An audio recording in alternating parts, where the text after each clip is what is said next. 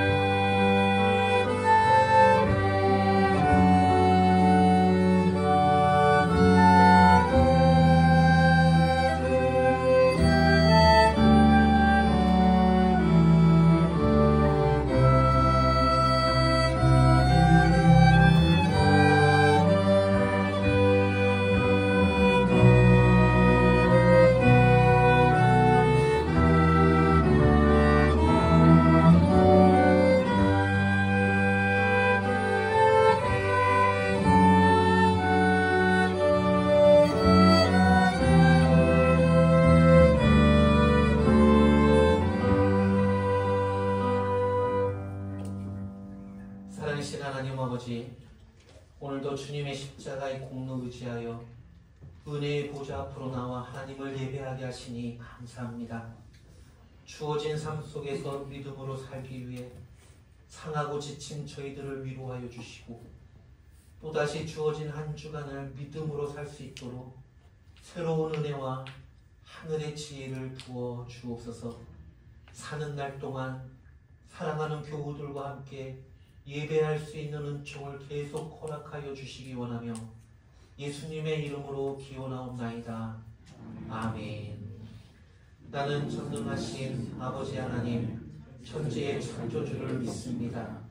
나는 그의 유일하신 아들 우리 주 예수 그리스도를 믿습니다.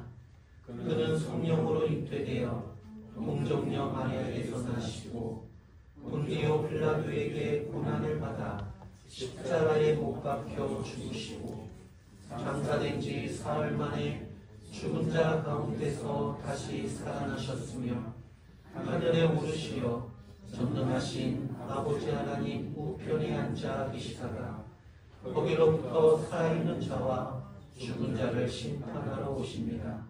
나는 성령을 믿으며 거룩한 공교회와 성도의 교제와 죄를 용서받는 것과 몸의 부활과 영생을 믿습니다. 아멘. Amen.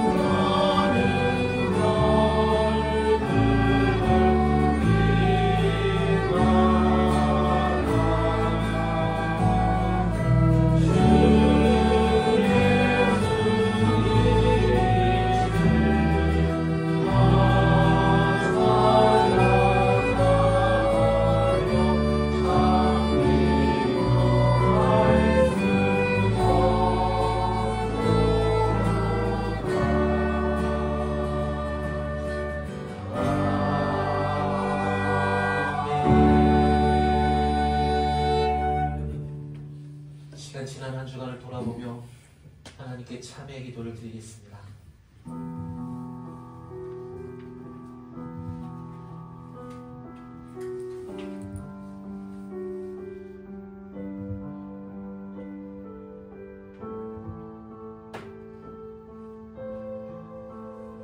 저희들을 사랑하신 하나님 아버지, 이 시간 한 주간 살아온 삶을 돌아오며 용서의 하나님께 참회의 기도를 드립니다. 살아가다 보면 크고 작은 일들이 많이 있는데 큰 일보다도 작고 사소한 일 때문에 싸울 때가 있습니다. 미안하다는 말 한마디를 못해서 갈등의 불은 더욱더 깊어져 가는데도 어떻게 되겠거니 하며 방치하고 있습니다. 주님은 우리를 구원하시기 위해 자신을 버리셨는데도 우리는 알량한 자존심 하나 버리기가 왜 이리 어려운지 모르겠습니다. 하나님께서는 나의 모든 죄를 용서해 주시고 자녀로 받아주셨는데 우리는 알량한 자존심 때문에 별것 아닌 것조차 용서하지 못하고 있습니다. 사랑하며 살아도 짧은 인생이건만 마음에 일어나는 분노를 다스리지 못해 해야 할 일을 하지 못하고 소중한 인생을 허비하고 있습니다. 사랑이신 하나님을 믿고 있는데도 절대 용서하지 않겠노라고 기회만 있으면 배로 갚아주겠다고 다짐하고 또 다짐합니다. 하나님, 이런 못난 저희들을 불쌍해하며 주옵소서. 더 늦기 전에 깨닫게 하여 주시고 손해를 보고 억울한 일을 당해도 오히려 그들을 축복하고 기도할 수 있는 그런 성숙한 믿음의 사람이 되게 하여 주옵소서. 예수님의 이름으로 참회의 기도를 드리며 이 시간 하나님과 나만이 하는 죄를 잠잠히 더 고백드립니다.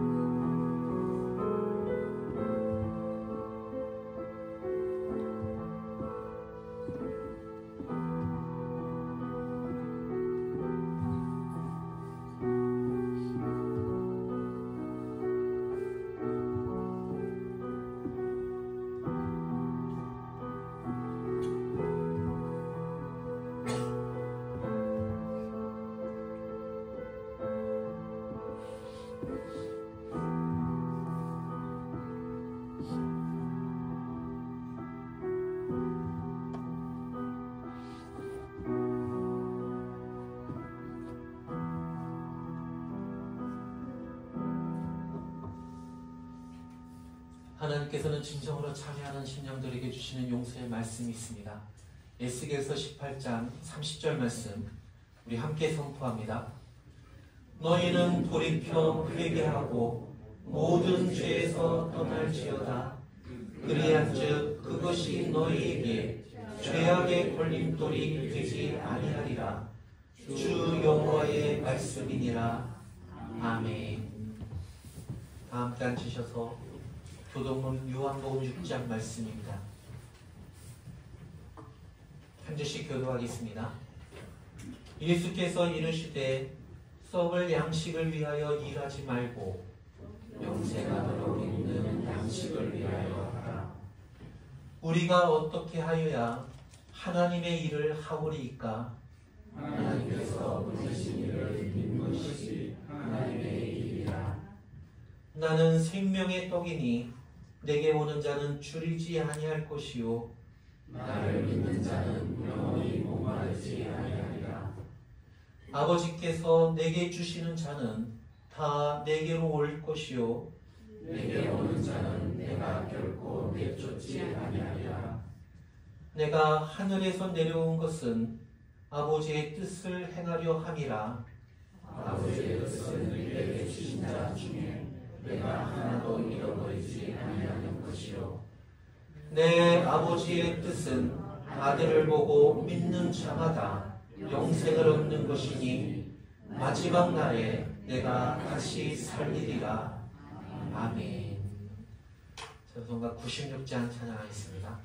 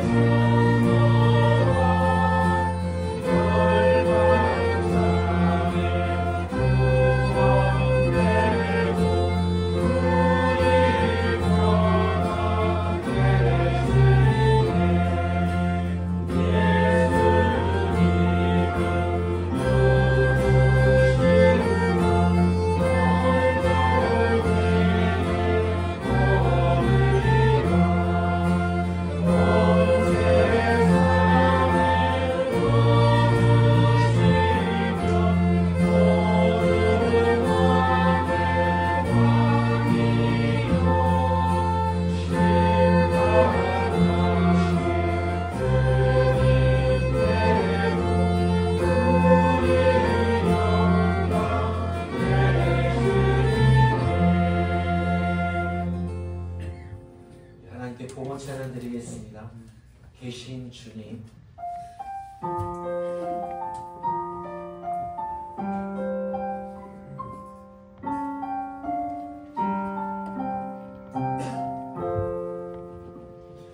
나의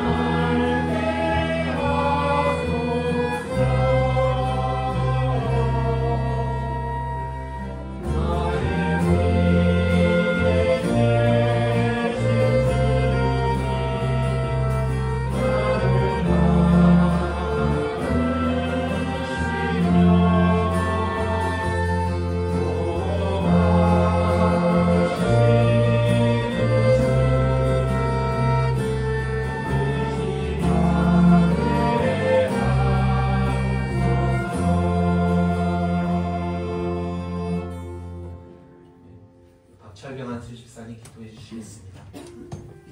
천지를 주관하시는 하나님, 지난 한 주간도 저희를 은혜 가운데 지켜주시고 무사히 주님 앞으로 나오게 하시니 감사를 드립니다.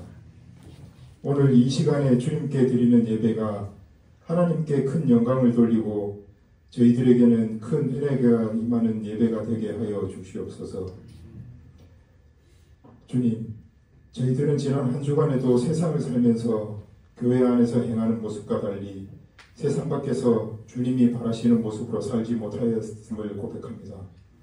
교회 안에서만 열심히였고 밖에서는 나만 생각하는 이기적인 모습이었으며 평소에는 사람의 생각으로 살아가고 감당할 수 없는 어려운 상황이 되어서야만 주님을 찾는 어리석은 저희들의 회개함을 들어주시고 용서하여 주시옵소서. 저희들의 삶 전체가 교회에서나 세상에서나 한결같은 모습으로 하나님이 보시기에 합당한 삶이 되게 하여 주시옵소서. 수능을 치른 아이들을 위하여 기도를 드립니다. 이제 그 결과를 기다리는 그들의 마음이 평안할 수 있도록 도와주시옵소서. 시험을 준비하며 보낸 지난 날들의 노력에 주님께서 큰 위로와 응답을 주시기를 간구합니다. 시험 결과가 어떻든지 그들이 결코 자신의 가치를 시험으로 판단하지 않도록 하시고 언제나 주님의 사랑 안에서 자신감을 가질 수 있도록 인도하여 주시옵소서. 혹시 두려움이나 불안이 그들의 마음을 사로잡을지라도 주님께서 그들의 마음을 굳건하게 붙잡아 주시기를 기도드립니다.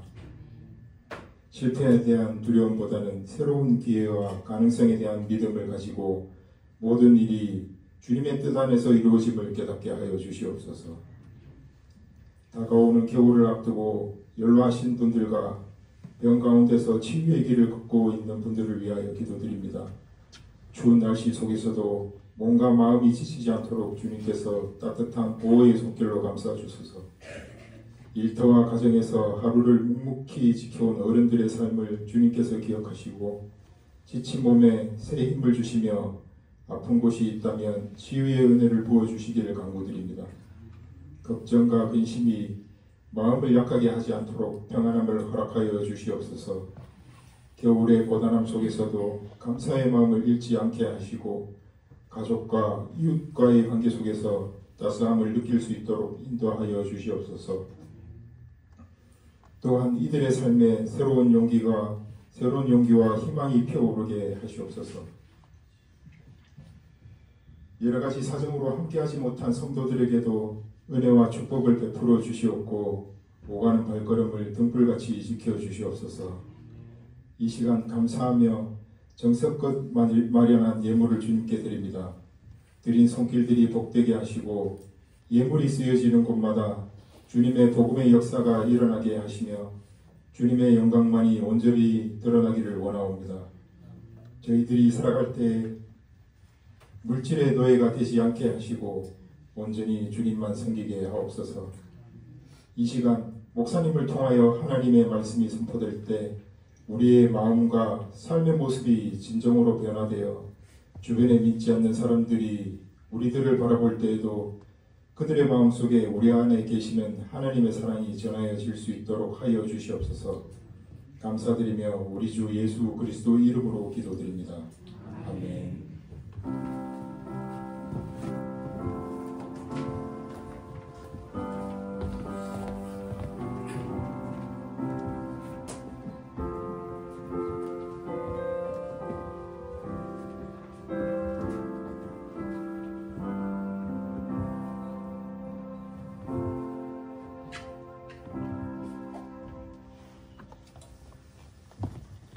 오늘 우리 주신 하나님의 말씀은 빌립보서 2장 9절에서 11절까지 말씀입니다.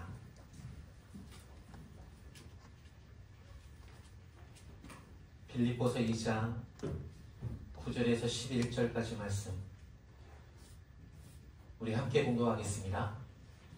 이러므로 하나님이 그를 지극히 높여 모든 이름 위에 뛰어난 이름을 주사 하늘에 있는 자들과 땅에 있는 자들과 땅 아래에 있는 자들로 모든 무릎을 예수의 이름에 꿇게 하시고 모든 입으로 예수 그리스도를 주라 시인하여 하나님 아버지께 영광을 돌리게 하셨느니라.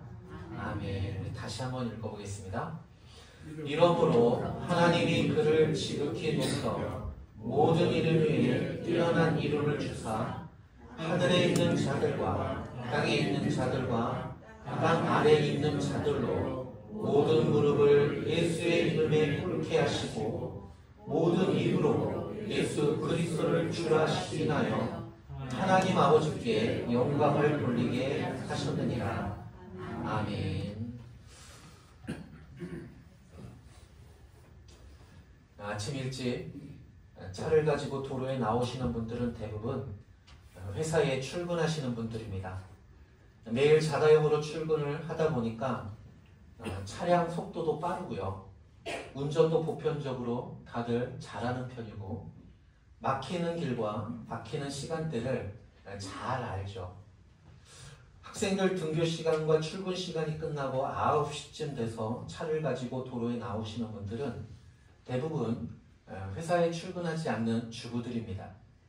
차량 속도도 굉장히 여유가 있고요. 가끔 운전이 서투신 분들도 많습니다. 그러다가 오후 학생들 수업 끝나고 퇴실하면 학원차들이 굉장히 바쁘게 다니죠. 직장인들 퇴근 시간이랑 합류하면 도로는 차들로 꽉 찹니다. 저녁 시간이 되면 배달 오토바이까지 합류해서 정신이 없습니다. 여러분 시간대별로 교통신호를 제일 안 지키는 시간대가 혹시 언제인지 아십니까? 출근 시간, 퇴근 시간, 아니면 주부들이 많이 나오는 오전에요? 제가 보기에는 새벽 시간대가 제일 교통신호 안 지킵니다. 예전에 새벽 기도에 오갈 때 보면 신호를 지키지 않는 차들이 의외로 많습니다. 신호등이 붉은색, 푸른색 그 사이 3초의 짧은 시간 정지선에 멈춰야 하는데 잘 멈추지 않습니다. 제가 운전을 하다가 신호등에 걸려서 차를 멈추니까 옆에 있던 차 그냥 지나가려다가 같이 멈추더라고요. 그런데 횡단보도 건너는 사람이 없으니까 슬슬 앞으로 가더니만 그만 쌩 하고 지나가요. 분명히 그 차는 빨간불 신호에 멈춰 섰습니다. 그런데 슬슬 눈치를 보다가 그냥 지나갑니다. 여러분 그 차는 신호를 지킨 걸까요? 아니면 안 지킨 걸까요? 안 지킨 거죠. 여러분 붉은 불에 잠시 정지했지만 신호가 바뀌기 전에 여러분 그냥 지나가 버렸으니까 안 지킨 거죠. 어차피 그냥 지나갈 거면 그냥 지나가던가 아니면 이왕 정지선에 섰으면 여러분 신호 끝날 때까지 지키던가 뭐하러 멈췄다가 지나가는지 잘 모르겠습니다.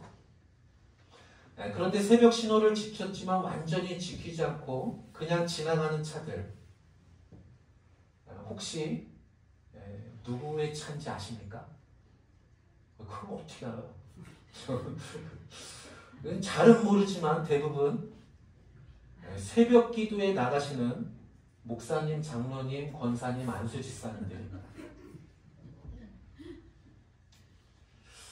집에서부터 교회까지 신호등에 한 번도 걸리지 않았을 때를 기준 삼았습니다.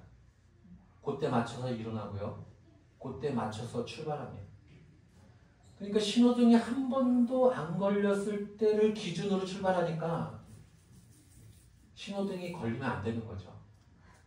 그래서 정지했다가도 눈치를 보면 그냥 지나가는 겁니다. 시간을 정해놓고 매일 새벽에 일어나서 출발합니까? 신호에 걸리면 새벽 기도에 늦잖아요. 신앙 양심상 신호에 걸리면 정지선에 섰다가 늦으니까 슬슬슬 지나가는 것. 제가 해봐서 잘 알아요. 여러분 운전하실 때 교통신호 잘 지키십니까? 초록불은 지나가라는 신호고요. 주황불은 빨리 지나가는 신호죠. 빨간불은요. 좌우를 살피고 조심히 지나가는 소리예요. 여러분 과속하시면 안 됩니다. 다른 교통 법규는 잘 지키는데 과속하시는 분들이 있습니다. 여러분 과속도 교통 법규 위반이죠. 같이 타고 가는 분들을 불안하게 만들면 안 됩니다. 몸에 힘이 들어가게 하고 옆에 손잡이를 잡고 기도하시는 분들이 있으면 안 되죠. 운전을 오래 하시는 분들일수록 여러분 앞에 차가 느리게 가던가 갈팡질팡하면 짜증을 내죠. 그리고 추월합니다. 그냥 추월만 하지 않고 누가 운전하나 한번 쳐다보죠. 여러분 누구나 다 초보 운전일 때가 있었습니다. 옛날 처음 운전면허를 따고 두근두근 거리며 차를 운전해 도로 나왔을 때를 생각하며 여러분 좀 여유를 가졌으면 좋겠습니다.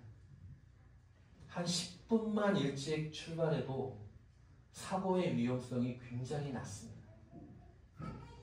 운전은 인격이죠. 내가 어떻게 운전하느냐에 따라서 내 인격이 어떤가를 드러냅니다.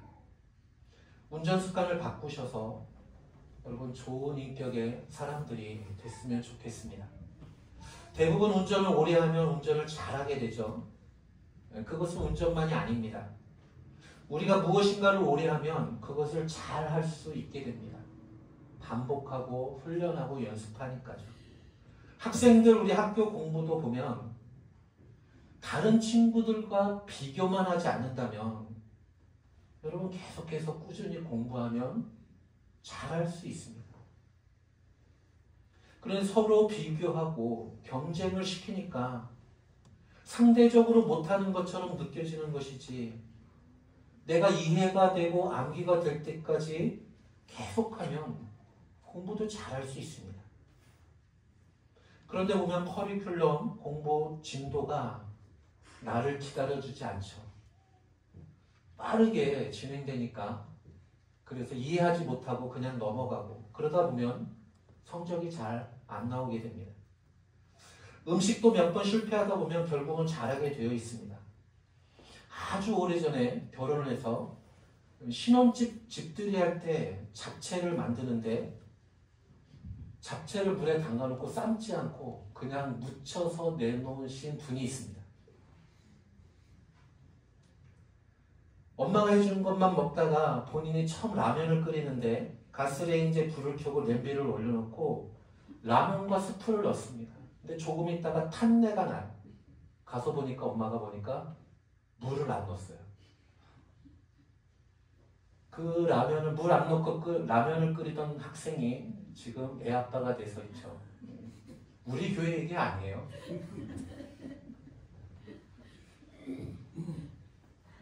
아내가 저랑 결혼해서 처음 음식을 하는데 어묵탕을 끓였어요. 처음이니까 간이 안 맞아도 잘 먹어줬죠. 그런데 다음날 또 어묵탕이 나오더라고요. 어제 끓인 거 남아서 또 준대요. 근데 며칠 있는데 또 어묵탕이 나오는 거예요. 그래서 얼마나 끓였길래 계속 어묵탕만 주냐고 그때 새로 끓였대요. 알고 보니까 어묵탕만 끓일 줄 알더라고요. 아, 앞이 막막하더라고요. 앞으로 어묵탕을 얼마나 먹어야 하나. 근데 지금 정말 잘합니다. 열심히 반복하고 훈련하고 하다 보면 잘하게 되어 있죠. 악기도 여러분 시작하면 포기만 하지 않으면 언젠가 잘하게 되어 있습니다. 여러분 그렇다면 신앙생활은 어떨까요? 신앙생활을 오래 하면 잘하게 될까요? 그렇죠. 신앙생활이라고 다르겠습니까? 오래 신앙생활하고 또 반복해서 예배 드리다 보면 잘할 수 있게 됩니다. 처음에는 억지로 누군가에 끌려서 교회 나왔지만 시간이 지나면 누가 억지로 나오라 하지 않아도 잘 나옵니다. 처음에는 교회 나오면 교회 문화가 생소하고 어떻게 예배 드려야 하는지 잘 모르니 예배 시간 내내 바늘방석에 앉은 것 같습니다. 하지만 시간이 지나고 나면 그 예배 드리는 것도 익숙해지고 찬송도 많이 알게 되고 성경도 조금씩 알아가게 됩니다. 그런데 그 중에는 부정적인 변화가 있는 분들도 있습니다. 변은 익을수록 고개를 숙이지만 사람은 익을수록 교만해지는 경향이 있습니다. 하나님의 사랑을 많이 받았음을 깨닫지만 다른 사람을 사랑하지 못합니다. 하나님의 긍휼과 자비를 받았지만 다른 사람에게 긍휼과 자비를 베풀며 살지 않습니다. 우리는 빌립보서를 통해 복음에 합당하게 사는 것이 무엇인지 대해서 말씀을 나누고 있습니다. 우리가 복음에 합당하게 생활하면 주님으로부터 위로와 격려를 받게 되고 주님의 긍휼과 자비를 경험하게 됩니다. 이제 우리가 주님으로부터 격려를 받았으니까 다른 사람을 격려하며 살아야 합니다. 우리가 주님으로부터 위로를 받았으니까 다른 사람들을 위로하며 살아야 합니다. 주님의 긍휼과 자비를 경험했다면 긍휼과 자비를 베풀며 살아야 하는 것이 마땅한 것이죠. 신호등만 잘 지키듯 주일만 지키는 것으로 신앙생활 잘한다고 생각해서는 안 됩니다. 말씀이 요구하는 것을 따라 살아야 합니다. 운전이든 요리든 공부든 반복하고 연습해야 잘할 수 있듯이 말씀이 내게 요구하는 것을 우리가 한 번, 두 번 시도해보고 여러분 연습하고 훈련해야 잘할 수 있게 되는 것이죠. 그냥 우리가 신앙생활 잘하고 좋은 믿음의 사람이 될 수는 없습니다. 지난주에는 예수님의 낮아지심에 대해서 말씀드렸습니다. 예수님은 하나님으로서 자신의 신분과 모든 특권을 당연한 권리로 움켜쥐려 하지 않았다라고 말씀드렸죠. 오히려 자기를 비우시고 종이 되었고요. 사람의 모습으로 이 세상에 오셨습니다. 그리고 종으로서 죽기까지 복종하셨죠. 이것이 예수님의 낮아지심입니다. 오늘 말씀은 거기에 이어서 예수님의 높아지심에 대해서 말씀하고 있습니다. 우리 9절 말씀 다시 한번 읽어볼까요? 9절 말씀 함께 있습니다. 이러므로 하나님이 그를 지극히 높여 모든 이름 위에 뛰어난 이름을 주사. 여기 지극히 높였다라는 말은 더 비교할 것이 없는 최상의 높음을 말합니다.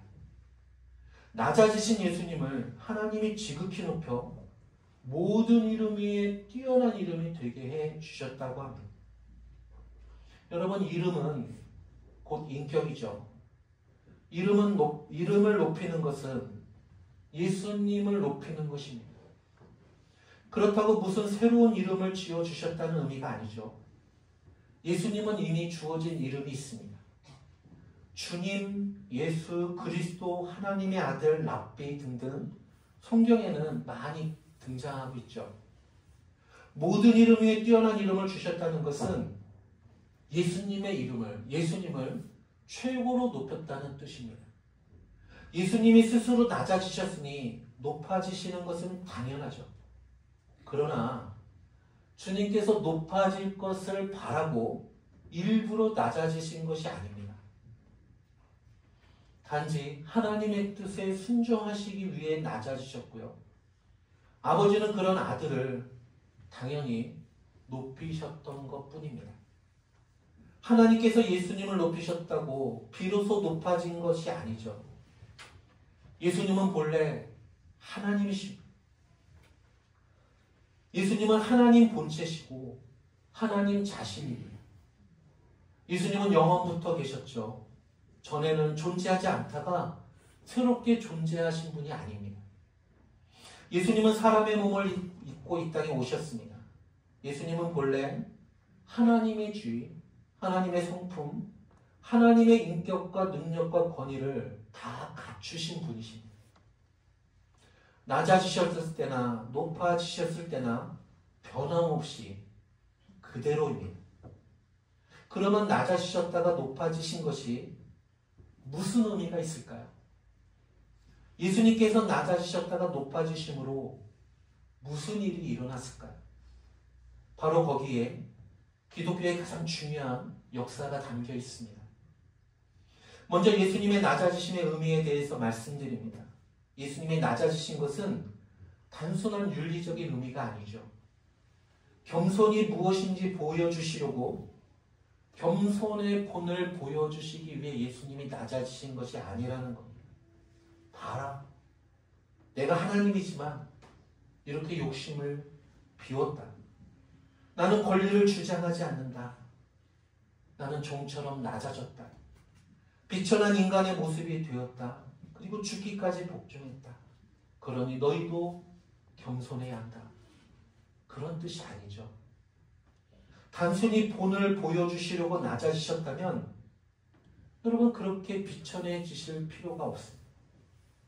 그렇게 십자가의 고난까지 받으실 필요가 없었습니다.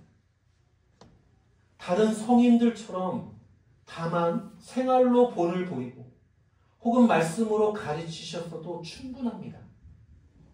그런데 예수님은 죄 없이 재판을 받고 채찍질을 당하고 십자가에서 돌아가셨습니다. 그리고 왜 부활하셨을까요? 그것은 바로 자신을 속죄의 제물로 바치기 위함이셨습니다. 인류의 죄를 대신하여 죽으심으로 인류를 구원하셨습니다. 바로 여기에 낮아지심의 진정한 의미가 있는 거죠. 성경이 뭐라고 말씀하고 있습니까? 마태복음 2장 28절에서 이렇게 말씀하고 있습니다. 인자가 온 것은 섬김을 받으려 함이 아니라 도리어 섬기려 하고 자기 목숨을 많은 사람의 대속물로 주려 함이라. 여기서 대속물이라는 생소한 단어가 나오는데 이 대속물은 구약시대의 제물을 생각하시면 됩니다. 구약시대의 죄인인 인간들이 하나님께 나아가려면 제사장이 소나 양을 죽여서 그 피를 흘려야 죄를 씻고 하나님 앞에 나아갈 수 있었습니다. 왜냐하면 하나님은 죄를 용납하지 않으시기 때문이죠. 어떤 죄인도 하나님 앞에 설 수 없습니다. 오직 그 자신의 죄의 문제를 해결한 사람만이 하나님 앞에 설 수 있고 하나님과 교제할 수 있습니다. 그러므로 죄인이 하나님께 나오려면 반드시 자신의 죄를 씻어야 합니다. 그 죄를 씻는 과정에서 반드시 죄물이 죽어야 하는데 그 속죄의 죄물이 바로 대속물입니다. 예수님이 바로 그 대속물이 되시기 위해 육신을 입고 이 땅에 오셨다는 것. 인간 중에는 단 한 사람도 죄가 없는 사람이 없죠. 그래서 자기 죄값으로 당연히 죽어야 할 뿐 누군가가 다른 사람을 위해서 죽는다고 그 사람의 죄가 사해지는 것이 아닙니다. 그래서 모든 사람의 죄를 씻으려면 죄가 없는 육체가 필요했습니다. 바로 그 죄 없는 인간 죄물, 그분이 바로 예수님입니다. 하나님은 인류의 죄의 값을 지불하기 위해 아들을 이 땅에 보내주셨습니다. 예수님은 죽기 위해 세상에 오신 것이죠.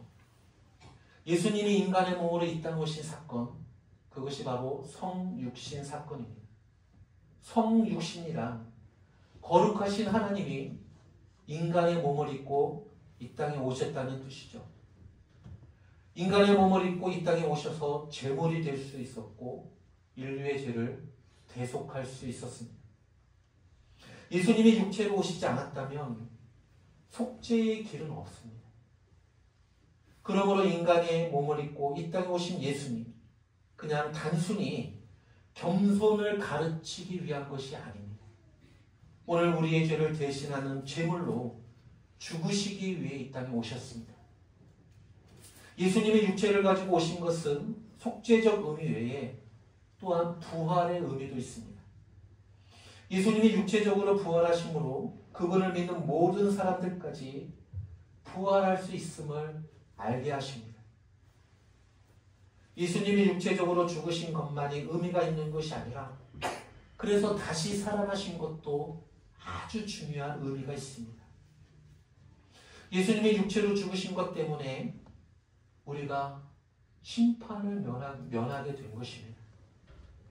예수님의 육체로 부활하신 것 때문에 우리 역시 죽음이 죽음으로 끝나지 아니하고 주님 다시 오실 때 신령한 몸으로 부활할 수 있게 된 것입니다.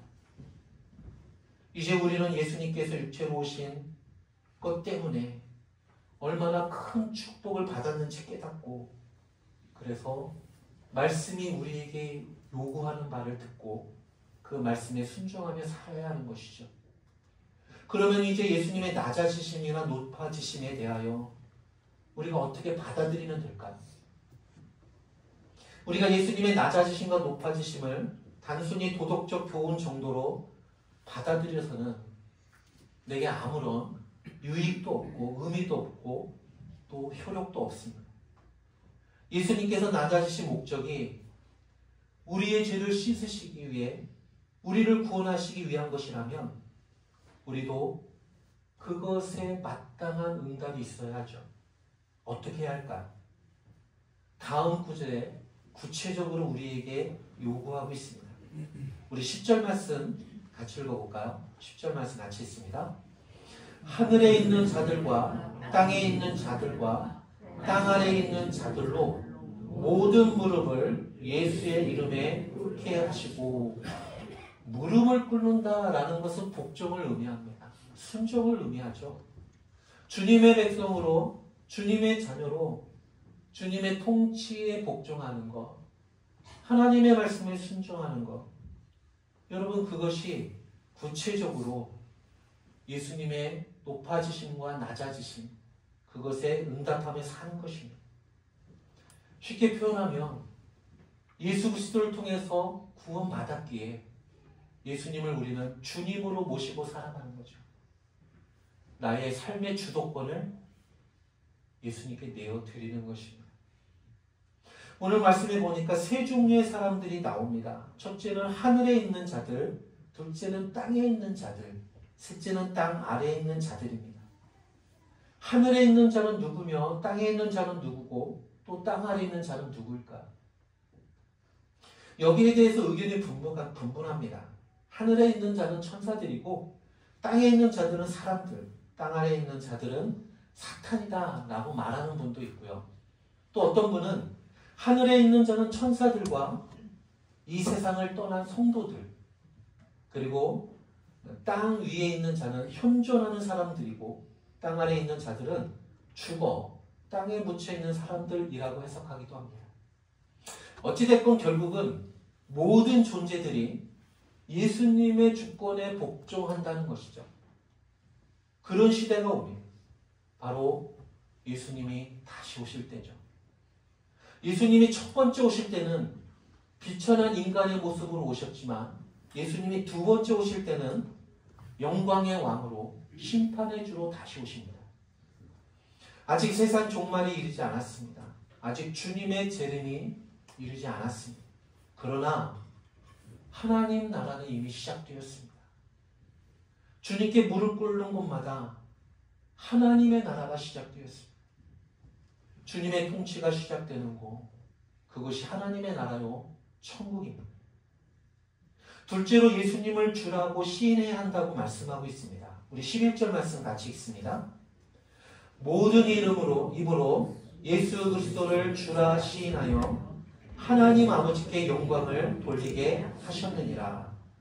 모든 인류가 예수 그리스도에 대하여 응답하게 되는데 그의 입으로 예수님을 주님이라고 시인해야 한다는 거죠. 주라는 명칭은 예수님의 여러 이름 중에 가장 높은 이름입니다. 구약시대에는 여호와라는 하나님의 고유 명사가 있었습니다. 그것을 주라고 칭호했죠. 히브리어는 아도나이입니다. 이 아도나이가 신약성경에서 휴리우스라고 번역되었는데 그 칭호가 예수님께 붙여졌습니다. 초기 기독교인들은 이 칭호를 예수님에 대한 정식 칭호로 사용하고 있습니다. 예수님이 누군지 알아본 사람마다 모두가 다 예수님을 주님이라고 고백합니다. 사도 바울은 로마서에 보내는 편지에서 이렇게 말씀하고 있죠. 로마서 10장 9절과 10절에 보니까 내가 내 입으로 예수를 주로 시인하며 또 하나님께서 그를 죽은 자 가운데서 살리신 것을 내 마음에 믿으며 구원을 받으리라. 사람이 마음으로 믿어 의에 이르고 입으로 시인하여 구원에 이르느니라. 고린도에 보내는 서신서에서도 이렇게 말씀하고 있습니다. 성령이 아니고서는 누구든지 예수를 주시라 할 수 없느니라. 오늘 여러분은 예수님을 어떻게 생각하십니까? 이 인류 역사를 보면 예수님을 대하는 태도가 사람들마다 달랐습니다. 헤롯 왕이나 종교 지도자들은 예수님을 정치적인 선동가로 보았습니다. 일반 유대인들은 예수님을 선지자나 랍비 정도로 생각했습니다. 오늘날의 해방신학자들은 예수님을 혁명가나 억압받는 사람들을 위한 해방주의자 정도로 생각합니다.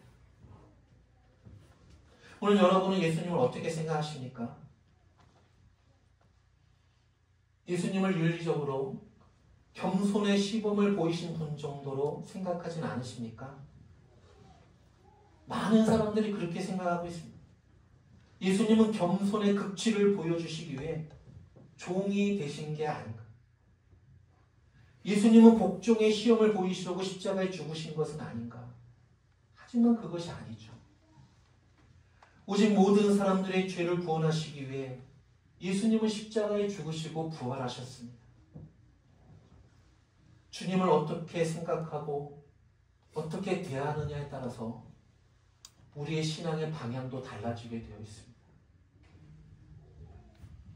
예수님을 정치인이나 도덕가 정도로 생각해서는 안 되죠. 그런 정도로 생각해서는 오늘 나와 예수님과 또 구원과 상관이 없게 됩니다. 예수님을 구원자로 주님으로 믿지 않으면 우리는 그리스도인으로 변화되지도 못합니다. 예수님은 사람들에게 가장 인기가 높은 시기에 제자들에게 이런 질문을 던지죠. 사람들이 나를 어떻게 생각하느냐?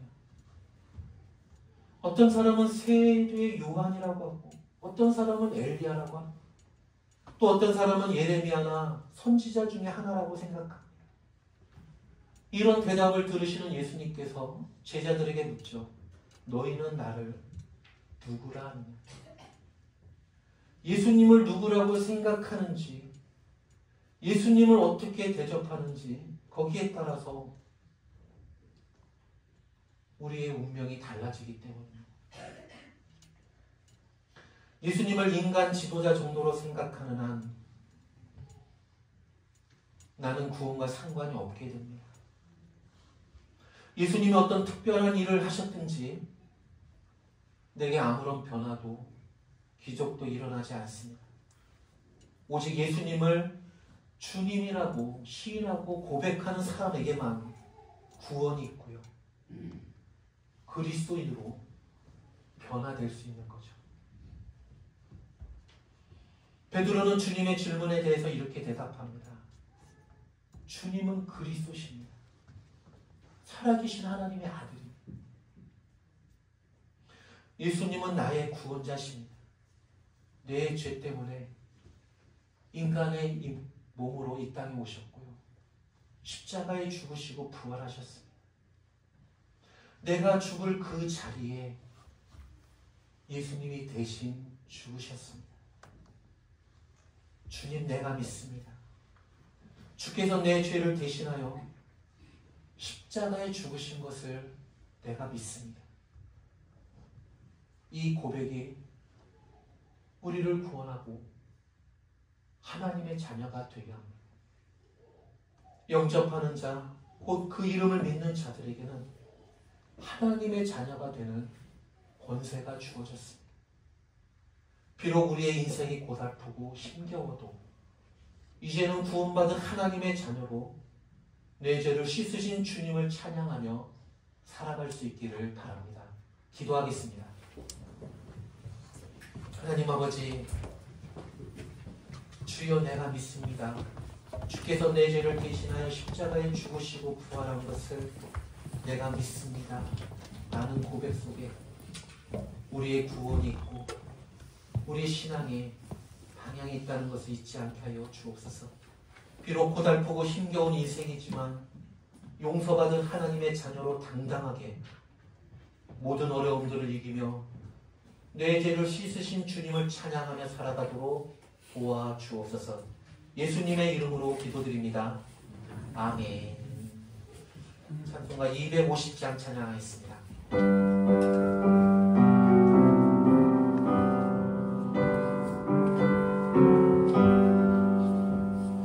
구주의 십자가 보혈로 죄 씻은 하나님을 원하네.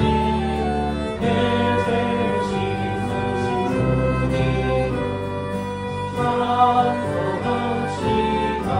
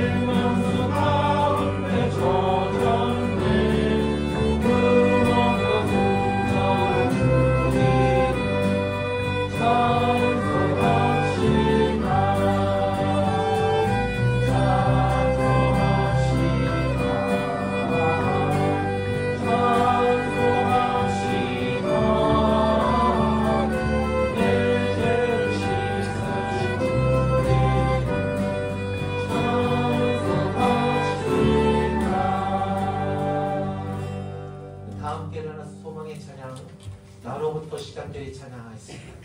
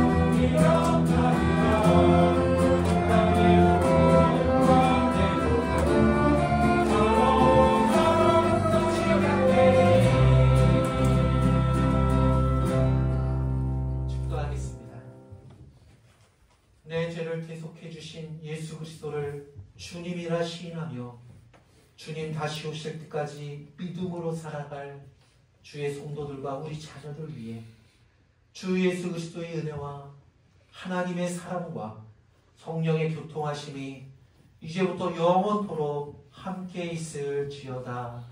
아멘.